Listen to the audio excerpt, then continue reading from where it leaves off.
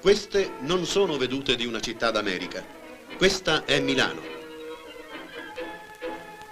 Già nel cuore della vecchia città si avvertono i primi annunci di una tendenza edilizia d'avanguardia che attraverso pochi anni di progressivo sviluppo ha raggiunto la sua piena espressione negli ultimi grattacieli costruiti.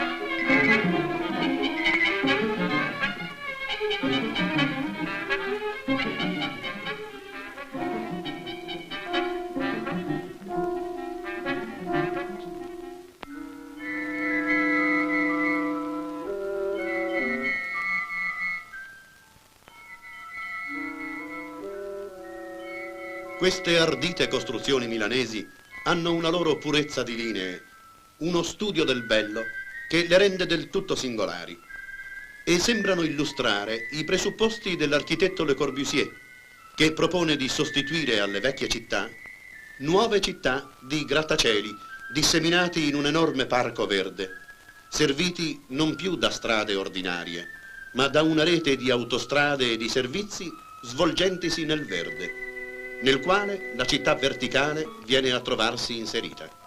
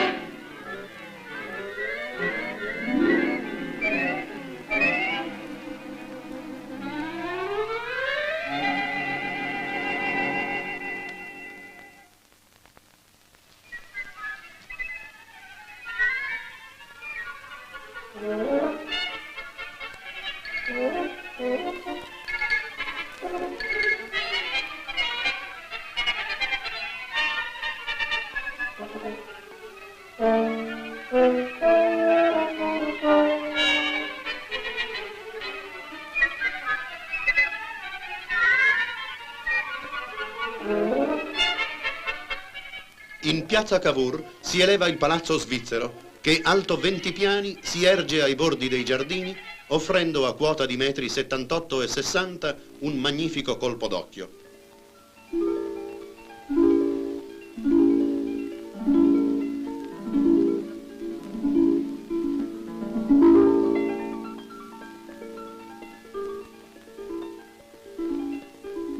Visibile espressione della scuola svizzera, il grattacielo è dotato di tutti gli impianti più perfezionati.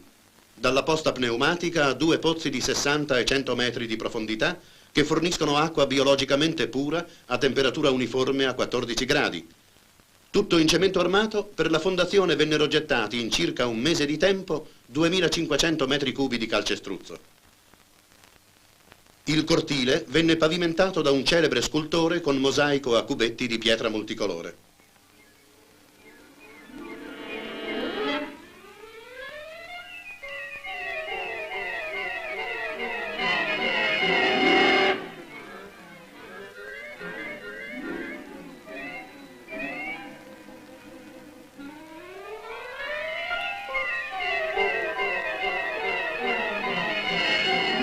Ed ecco la mole slanciata del grattacielo che ha dato alla metropoli lombarda il primato europeo dell'altezza, 114 metri.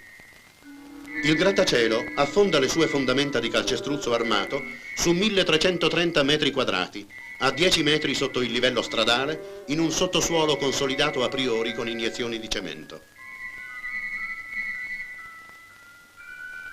Il basso corpo di fabbrica, che si eleva di 8 piani sopra i 2 interrati, fa da piedistallo.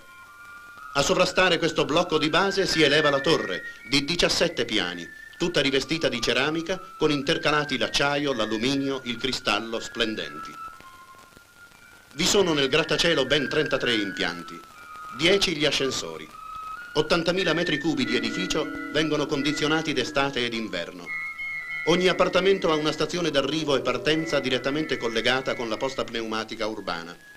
Esiste un impianto di telescrivente. Tutti gli orologi sono collegati elettricamente con un orologio pilota nel corpo di guardia. Vi è un impianto antiparassitario per ricezione radio e televisione con una presa per ogni appartamento ed un impianto di parafulmine radioattivo.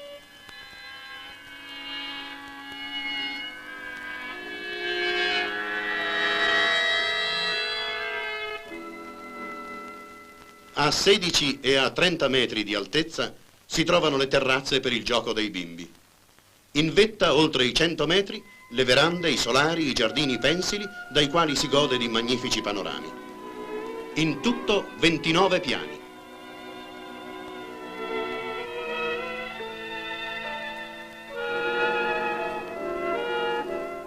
Quanto il tempo per la costruzione di un grattacielo?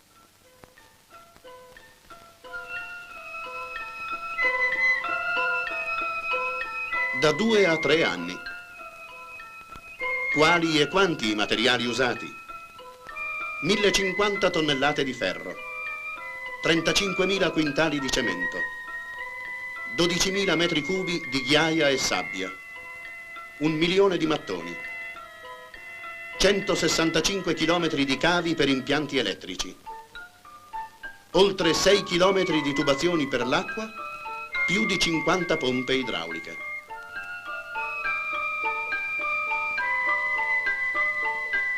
Arida imponenza delle cifre, testimoni di un grande lavoro che ferve dovunque nei nuovi cantieri, dove si apprestano grattacieli sempre più alti, sempre più moderni, vere città nuove attorno alla vecchia città.